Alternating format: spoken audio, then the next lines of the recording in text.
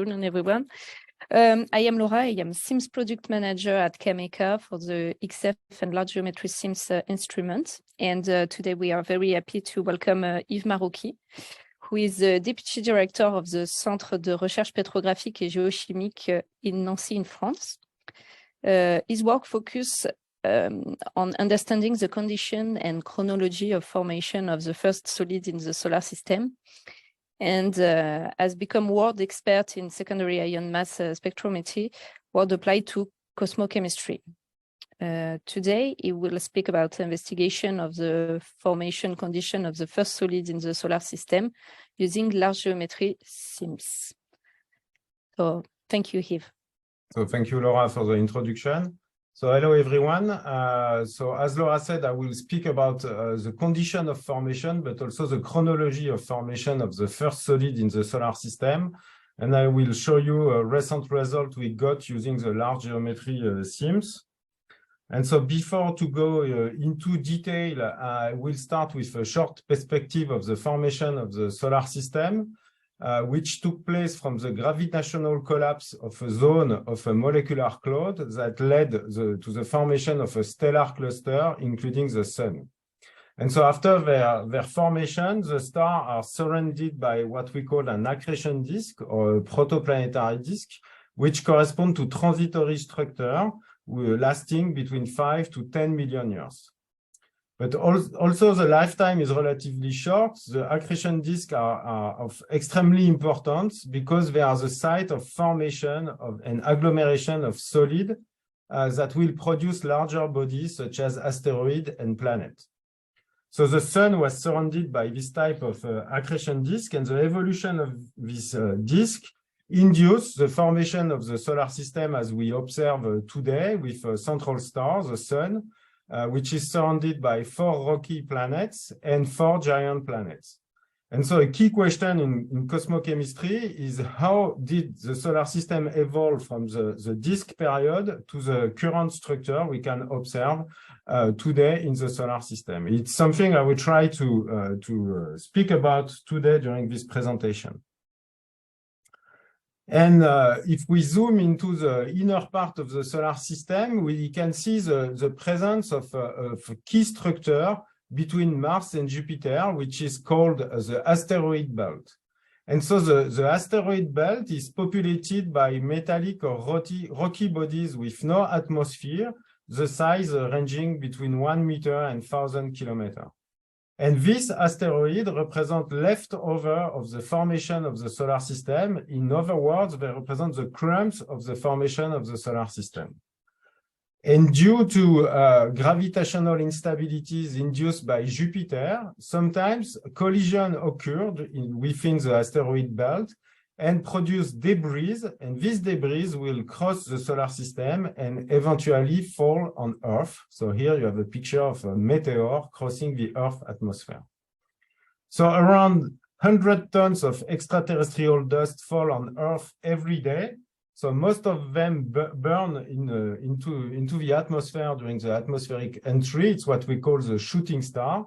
But sometimes the biggest reach the Earth's surface where they can be collected, for instance, in the Atacama Desert. Here you have a picture of a meteorite I found in the Atacama Desert in 2017. And this meteorite, clearly, they represent the witnesses of the solar system formation. And this is this type of meteorite we study in laboratory for understanding the formation of the solar system.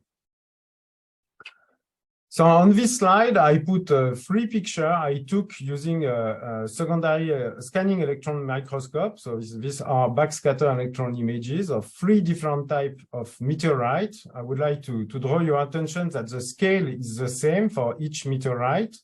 And clearly you see that this type of meteorite are extremely different with a ratio between metal and silicate, which has nothing to do, the metal being in white and the silicate in gray. The size also is totally different of the constituent of this different meteorite. And so this different meteorite, they clearly attest to the diversity of environment and processes that existed during the evolution of the early solar system.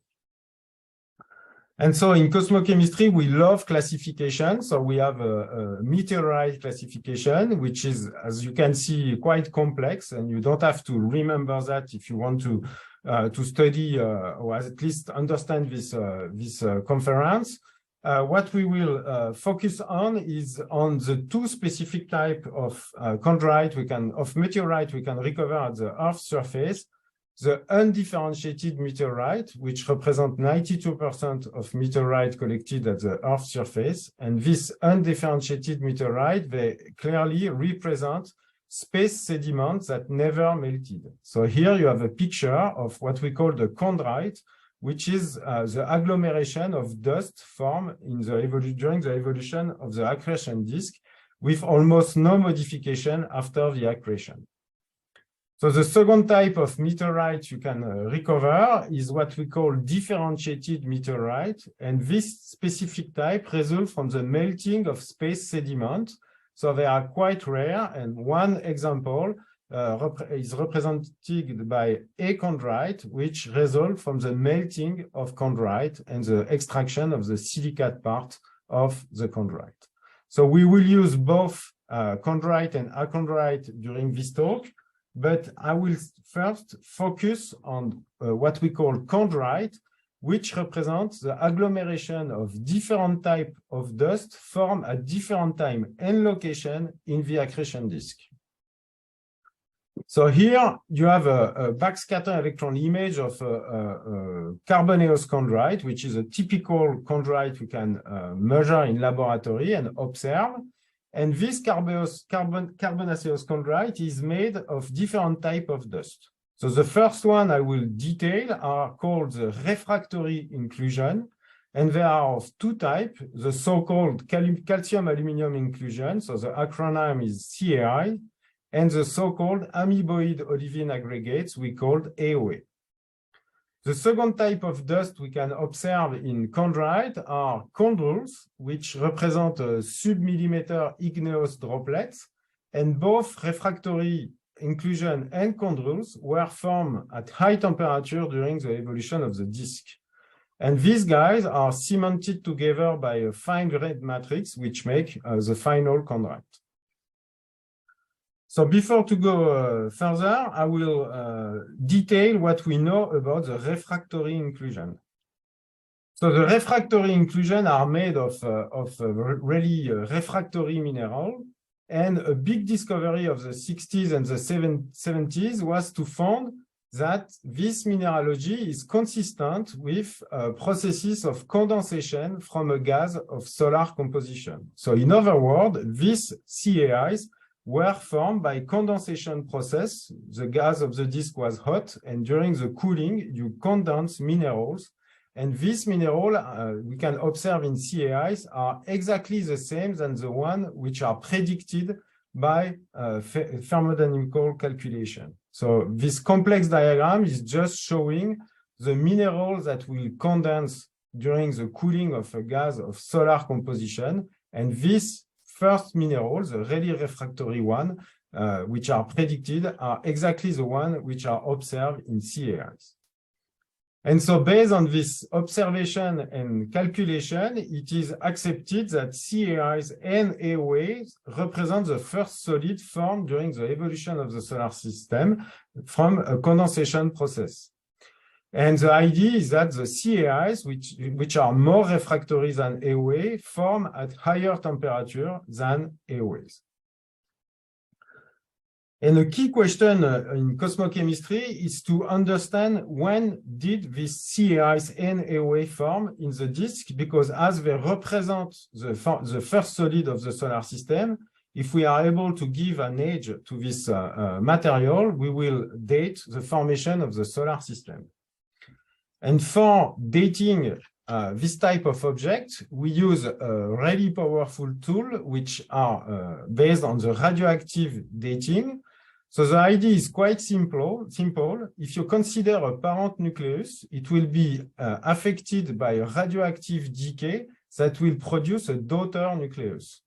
And the rate of radioactive decay is time dependent, depending on the nuclei you consider. So in other words, the time you need for dividing the abundance of the parent nucleus by 2 for producing daughter will be different if you consider different isotopic systems. And so we have two types of radioactive system we commonly use in cosmochemistry. It's what we call the long-lived system. So this specific type of system are characterized by the fact that the parent nucleus is still present today. It means that the decay of the parent is relatively slow, so the parent is still present in the solar system. You have one example in this diagram, two examples, where you see the variation of the radioisotope, the parent nucleus, as a function of time. And for long-lived system, you see that the decay is relatively slow, and after 60 million years, but even now, the parent is still present in the solar system. And the big advantage of this long-lived system is that they allow determining absolute ages. So you will see that by measuring the abundance of the parent nucleus and the daughter, you can estimate the age of CAIs and AOA. So the second system we can use is what we call the short-lived system. And it's a big difference compared to the previous one is that the parent nucleus is now extinct. It doesn't exist anymore in the solar system. But we know that this parent was present at the formation of the solar system. And the beauty of this type of system is that the decay is relatively fast. So you have a better temporal resolution than with the long life system. And you have different type of short life systems, such as hafnium-182 or manganesium-53 or aluminium-26. But aluminium-26 is extremely powerful because the decay is very rapid and it covers the lifetime of the disk. So by measuring the abundance of aluminium-26, we can date the different solid formation in the disk with a really good precision because the variation of concentration is really fast during the evolution of the disk. So I will try to explain how it works for both long-lived and short-lived radio system. So the main system which is used for dating CAIs, and so the formation of the first solid of the solar system, is based on a double radioactive decay, which is uranium-238, which decays in lead-206, and the decay of uranium-235, which will decay in 207 lead. So by measuring the respective abundance of all these isotopes, you can estimate the absolute age of formation of CAIs. And so it has been done by several researchers in a famous paper published in 2012, which concludes that the age of the CAIs was 4,567.3 million years. And this age represents the time zero of solar system formation, which, in other words, represents the time of the formation of the first solid by condensation during the evolution of the sun. But before to go further, I will draw your attention that only 4 measurements are available using lead-lead and uranium-lead dating on CAIs. And for instance, there is no age for AOA, but only for CAIs. So the second isotopic system we can use for dating CAIs and AOA is the short-lived chronometer. So the aluminium-26 that will decay in magnesium-26. So you see that the half-life is relatively short. It's only 700,000 years. So it means that it's an extinct radioisotope, which was present at the time of the formation of the solar system, but aluminium-26 is no more present in the disk. And if we measure the magnesium isotopic composition and the chemical ratio aluminum over magnesium, and we get a slope, the slope will give us the initial abundance of aluminium-26 at the time of the formation of CAIs.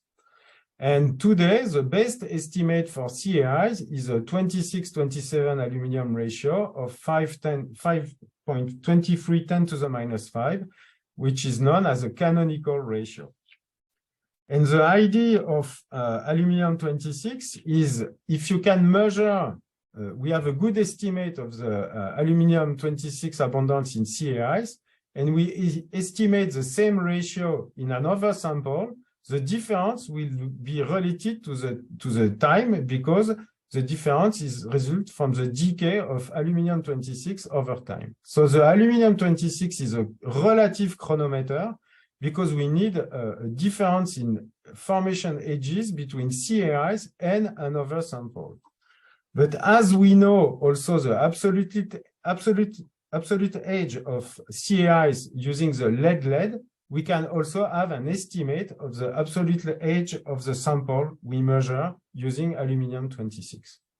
So by using both lead-lead and aluminum-26, magnesium-26 system, we can have access to the absolute age of CAIs, which is this one, and we can have also a really precise radiochronometer allowing to date the formation of the different solids of the solar system.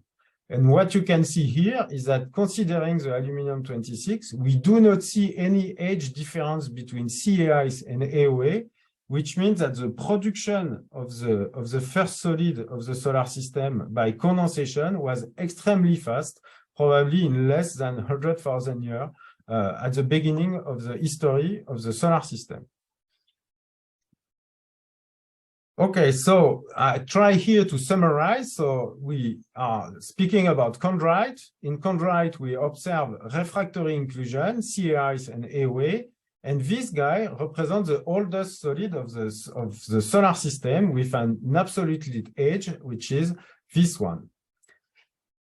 But now we will focus on chondrules because they are extremely interesting because they represent the most abundant dust produced during the evolution of the disk. They sometimes represent between 30 and 80% of the volume of a chondrite. So they are of primary importance because we produce a lot of chondrule during the evolution of the disk.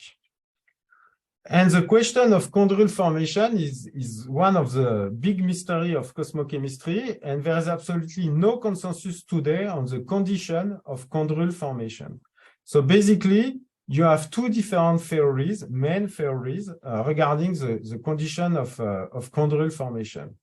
The first theories are referred as a nebula, because they propose that the chondrule results from the melting of solid precursors which were present in the disk before so you melt this precursor and you cool down this precursor for producing chondrules.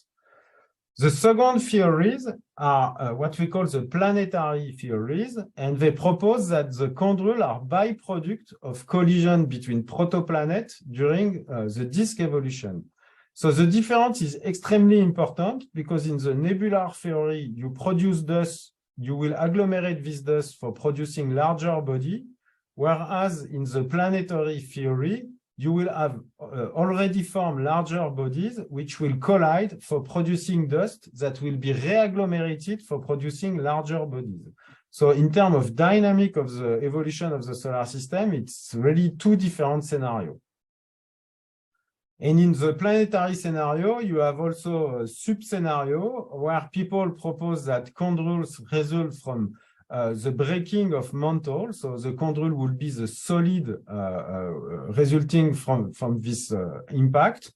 Or other theory proposing that during the impact, we melt everything and that the chondrule result from the crystallization of impact splashes produced during the collision.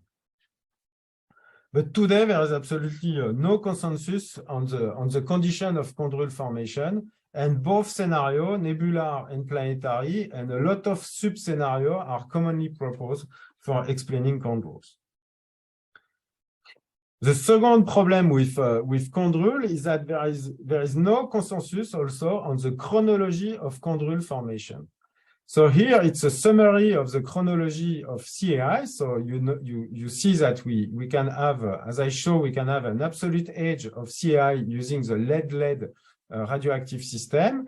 This corresponds to a specific aluminum-26 abundance. So the CAIs have the same age between the lead-lead and the aluminum-magnesium system, because the age determined by the aluminum-magnesium system is anchored on the lead-lead.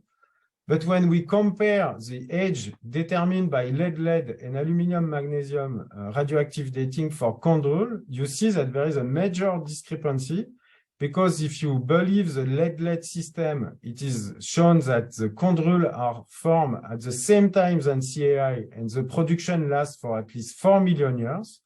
But if you prefer the aluminum-magnesium system, you see that there is a gap between CAIs and chondrule, where there is no chondrule formation, and that the chondrule formation was relatively late process during the disk evolution.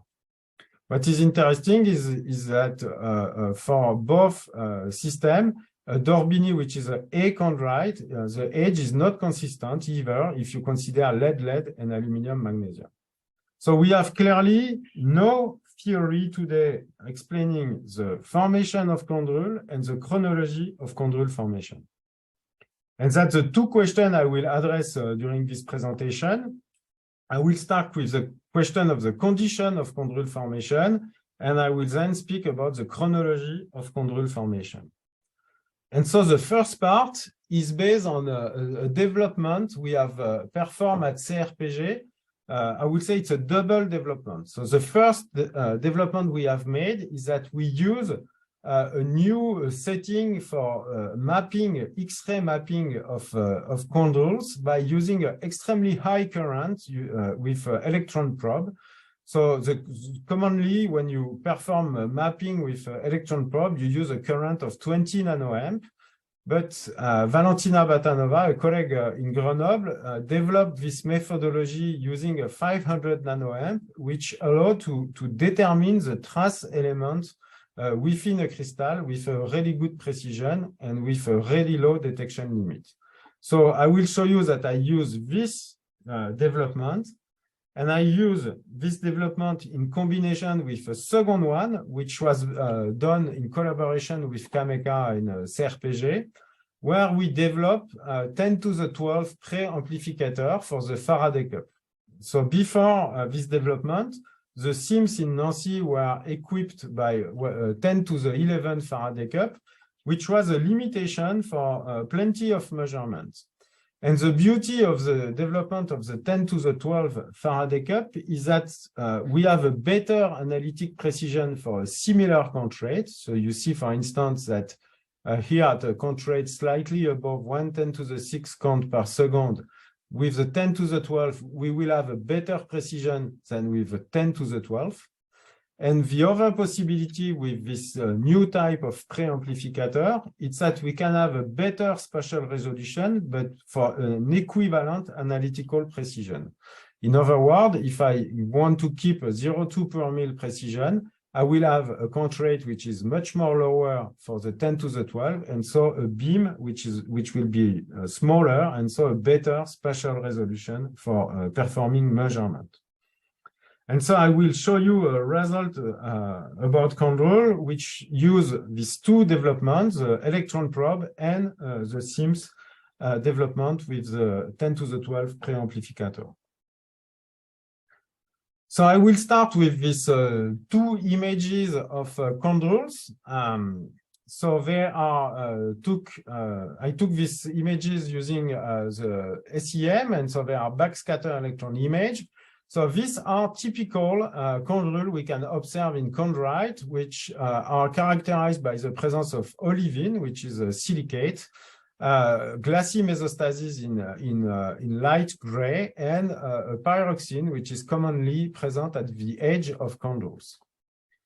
At first order, when you see these images, you do not see any variation in the chemical composition of olivine. So now I will focus on olivine. And there is no specific variation in this olivine according to SEM observation.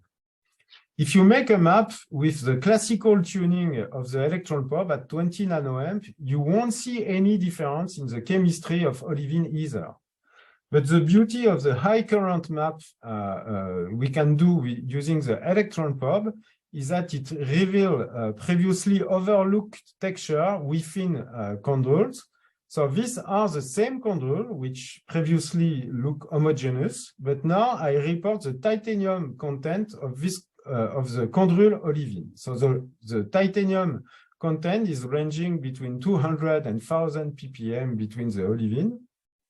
And what we observe is that we have a complex texture in chondrules with titanium poor olivine located in the center of chondrule, which are sometimes surrounded by a titanium-rich overgrowth. But we have also clearly the titanium poor olivine were used as a seed for the crystallization of titanium-rich olivine. Sometimes we see also oscillatory zoning of titanium within the olivine grains, and we lose the titanium enrichment at the extreme edge of chondrule. And so before this, the use of this specific setting of the electron probe, it was impossible to distinguish this small chemical variation. And the beauty of this approach is that now we can, using the SIMS and measure olivine, which are extremely well characterized for chemistry. For instance, without the titanium map, I would probably have measured this olivine and measure only 1 point here, because it was the largest part of this specific olivine. Without crack, it was probably easier for me to measure only this point in this olivine. But without this map, I would have never measured the titanium poor of the olivine. And without the 10 to the 12 pre-amplifier, I would have never measured this tiny olivine because it was impossible to get a good precision with a small beam. But now it's possible. And so thanks to this high current X-ray map, and thanks to the 10 to the 12 pre-amplifier, I have the possibility to measure several points within a single olivine and to measure tiny olivine. And so it's what we have done, and we apply that first to a specific type of chondrules we call granoblastic olivine aggregates. And these granoblastic olivine aggregates are characterized by the presence of a triple junction between the olivine grains. And this triple junction were interpreted as a clue of lithostatic pressure. It's in other words, it's an equilibrium texture. And the author proposed that this equilibrium texture was settled in a differentiated parent bodies, because for producing this triple junction, you need a lithostatic pressure. So it has been proposed that these specific grains are just fragments of mantle of protoplanets which experience collision and disruption. But this possibility is relatively easy to test. I will show you in a minute why. But I show you here a new map for showing you that almost all the chondrule we map now show this clear variation in titanium content of olivine, with again the olivine in the center part of chondrule being titanium poor, and titanium-rich olivine, which grew up from this titanium-poor olivine. And what we did after performing the map in this granoblastic olivine assemblage is that we measure the oxygen isotopic composition of all this olivine, which are perfectly characterized for the chemistry. Because here, for instance, I know when I measure here that I measure a titanium-poor olivine. And if I measure this olivine, I measure a titanium-rich olivine, which was not the case in the previous study. So we performed the measurement using the SIMS IMS 1270 at CRPG. And I will first detail the concept of oxygen isotope before to show you the result. So when you measure oxygen isotopes, you report the data in a diagram showing the variation between the delta 17 and the delta 18. So the delta notation is just the normalization of the oxygen isotopic composition of the sample normalized to a standard. -1 multiplied by mil. So the interest of the delta notation is just it gives you value which are easy to deal with and not a value with plenty of zero after the comma. So you have a number which are really easy to deal with. An important line in this diagram is what we call the terrestrial fractionation line, which is a TFL, which correspond to mass-dependent variation. In other words, if you have a process, for instance, crystallization, evaporation, or condensation, the isotopic variation is controlled by the difference of mass between the isotope. And for oxygen, all this process will change the isotopic composition, but all the sample will align along this line. And what is important to understand is that the process which can fractionate the isotopes, so in other words, we can change the isotopic composition along this line, are inversely proportional to temperature. So if you crystallize from high temperature, you are not expected to produce large isotopic variation. If you precipitate something, a phase at low temperature, you can expect to have large isotopic variation. But in both cases, this variation will be mass dependent and they will align along this line. And when we measure these specific chondrules, we got this result, and you see that the data do not align along the terrestrial fractionation line, but they align along another line, which is called the PCM for primordial chondrule minerals. And this line is mass independent. It has nothing to do from the difference of mass between the different isotopes of the oxygen. And what is important is that within this chondrule, which is supposed to be inherited from a mantle of a protoplanet, we observe mass-independent variation, more than 10 per mil, and these variations are clearly incompatible with a planetary origin, because as I told you before, the isotopic fractionation at high temperature, for instance, during the crystallization of a magma, are negligible. So we will never produce such a large isotopic variation by crystallizing a protoplanet. It's impossible to produce this variation at high temperature. And if you produce a small variation, they should be mass dependent and not mass independent.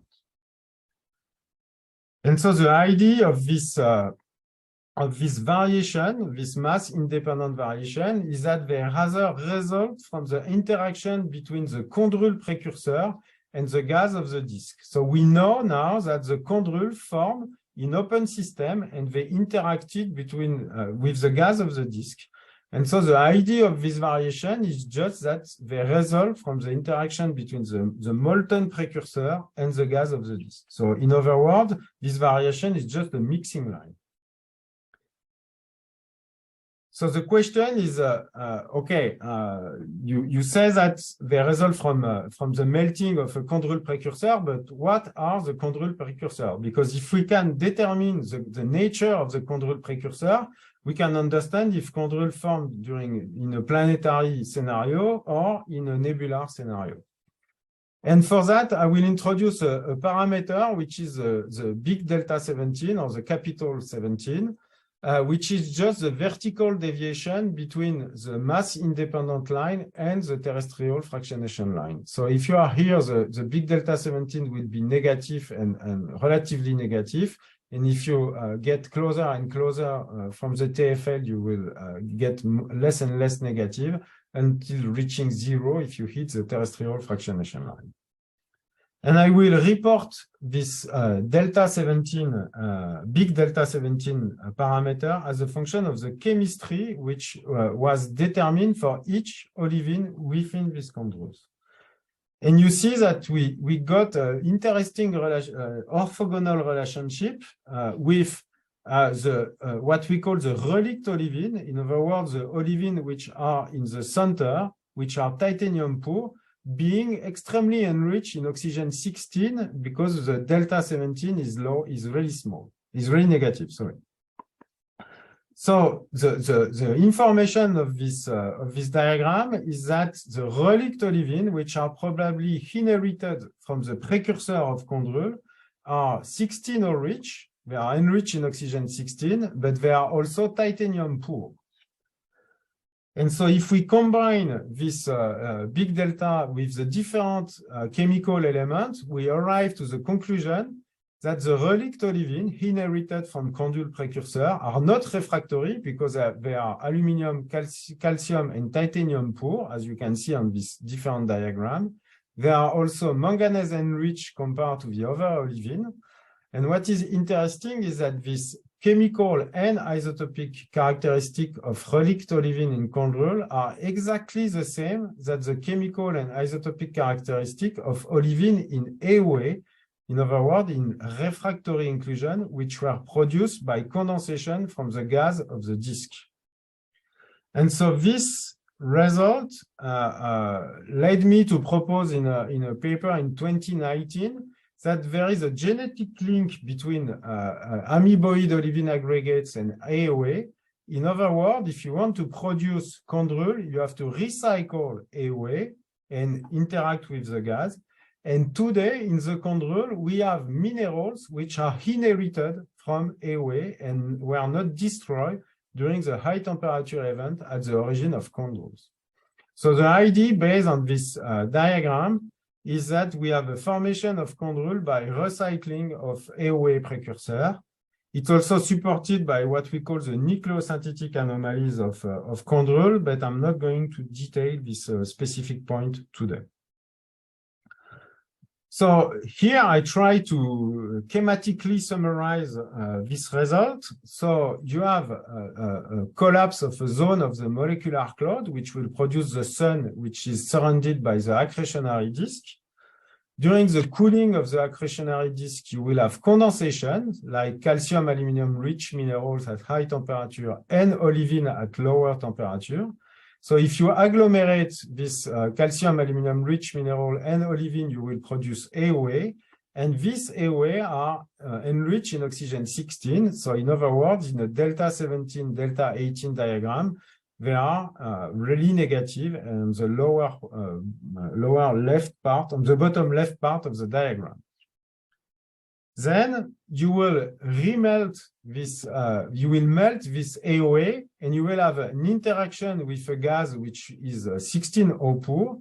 And by doing that, you will dissolve the first generation of olivine, but not all of them. And you will produce a second generation of olivine.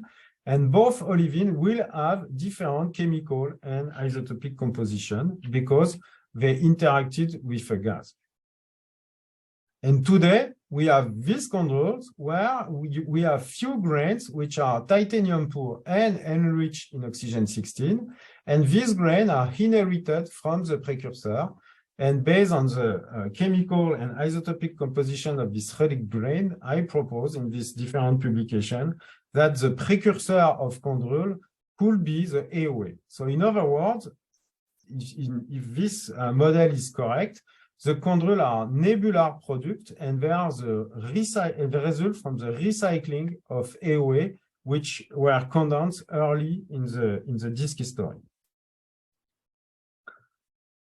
So now I will go to the second part and last part of this presentation about the chronology of condrule formation.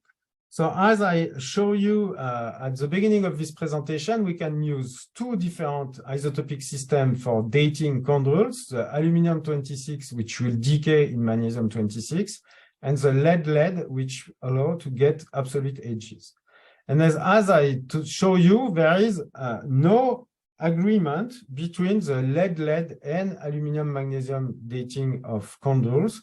And this is a big problem for understanding the dynamic of dust formation in the disk, because we don't know if the production of the condrule was an early process in the disk or we had a delay between the condensation of CAIs and condules.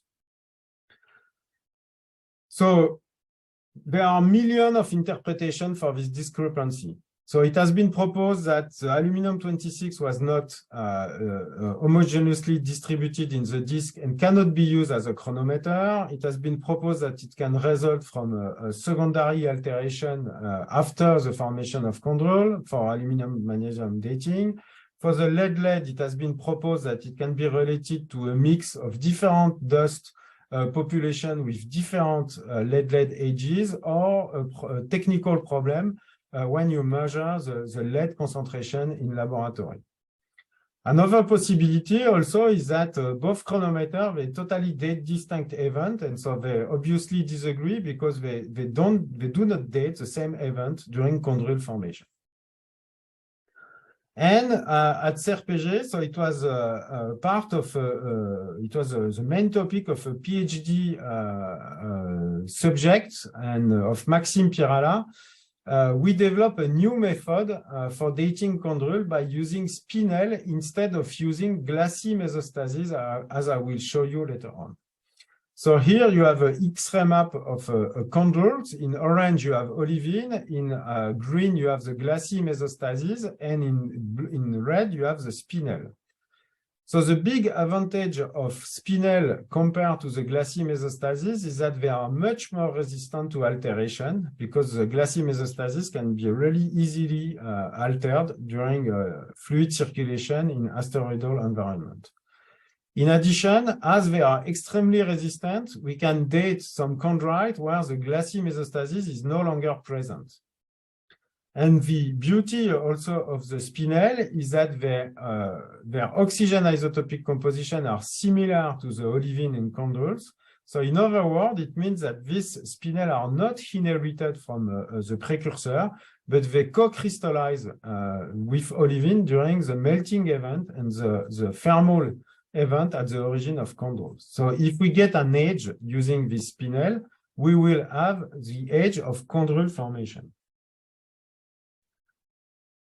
So this is nice, but this is extremely tricky to do because the excess of magnesium-26 resulting from the decay of aluminum-26 is extremely small because the aluminum-magnesium ratio of spinel is really low.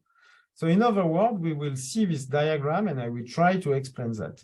If you want to determine the slope, which will give you the aluminum-26, aluminum-27 ratio that you can compare to CAS for dating chondrules, you need to measure different mineralogical phases, some of them characterizing by a low aluminum-magnesium ratio and so no excess of aluminum-26, and some phases which are extremely high aluminum-magnesium ratio, where you can see a large excess of magnesium-26 resulting from the decay of aluminum-26. So the glassy mesostasis is really the perfect target because the aluminum-magnesium ratio is really high. So the problem, as I told you, it's extremely sensitive to alteration. And the other option is to measure the spinel, but you see that the ratio is really small, and so the expected excess of magnesium-26 is relatively low. And so for doing that, you need extremely good precision. It was not possible a few years ago, but now thanks to the new source we have on our machine, what we call the radio frequency source, and the 10 to the 12 preamplifier we have installed and developed in collaboration with Cameca on our machine, we have the possibility to measure the magnesium-26, the magnesium-26 excess in spinel. So I will show you the result, but here, this is typical isochrone we can get using the new setting with the SIMS, where you see that the spinel, even if they have an aluminum-magnesium ratio, which is really small, we see clear excess of magnesium-26, which is perfectly resolved, even considering the error bar. And by determining the slope, we can determine the age of these chondrules. And what is interesting, if we do that, we get older age of chondrule formation. So in other words, the age we got were closer to the CAI condensation. So this is summarized in this complex diagram, but here you have the aluminum-26, aluminum-27 ratio determined in chondrules, which are recalculated in time relative to CAIs. And you see that the previous measurement claims that the chondrule formation is started 2 million years after CAI formation and lasted for 2 million years. But our result, clearly, they show that the formation of chondrule occur much more early during disk evolution. And basically, our age are 1 million years older than the previous age determined using plagioclase and glassy mesostasis. So the question is why? Why do we have older ages compared to the previous measurement? And one of the answers is perfectly summarized in this diagram, where within the same chondrules, we perform measurements using the glassy mesostasis and spinel, and you see that we get two different isochrones.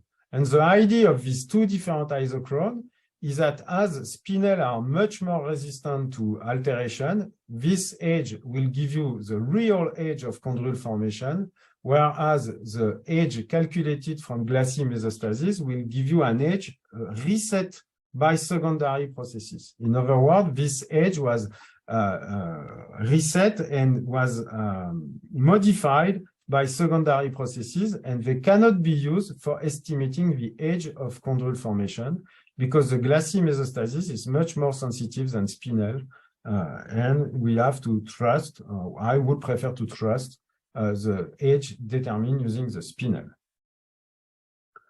So if I summarize this finding on this schematic temporal view of chondrule formation, our data tell us that the chondrule formation, according to aluminum magnesium, took place much more early during disc evolution than previous measurements conclude.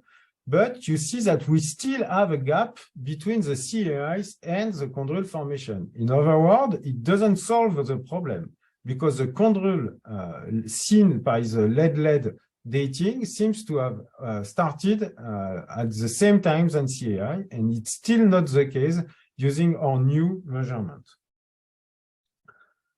What is interesting is that this 0.71 million year gap we can see using the aluminum magnesium dating between CAIs and chondrule is exactly the same that the gap we have between the accepted value for CAI formation using lead-lead and the oldest CAIs measured with the same technique. So in other words, as I told you at the beginning, the accepted age of the CAIs is 4,567.3 million years, but other measurements propose that the formation of CAIs by condensation took place 1 million years before. But for plenty of reasons, this older age were discarded, and the accepted value used by the community was this age of 567 instead of 568.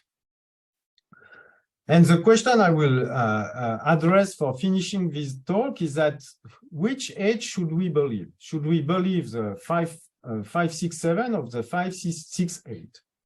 And for addressing this question, I will show a last diagram, which is probably the most complex diagram I will show in this presentation. So I will try to detail and clearly explain this diagram.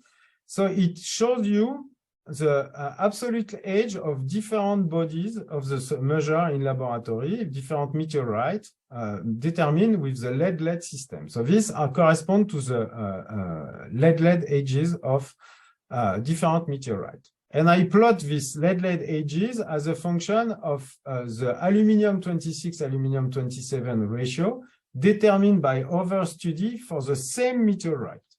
So here you have the achondrites, so which are these differentiated meteorite.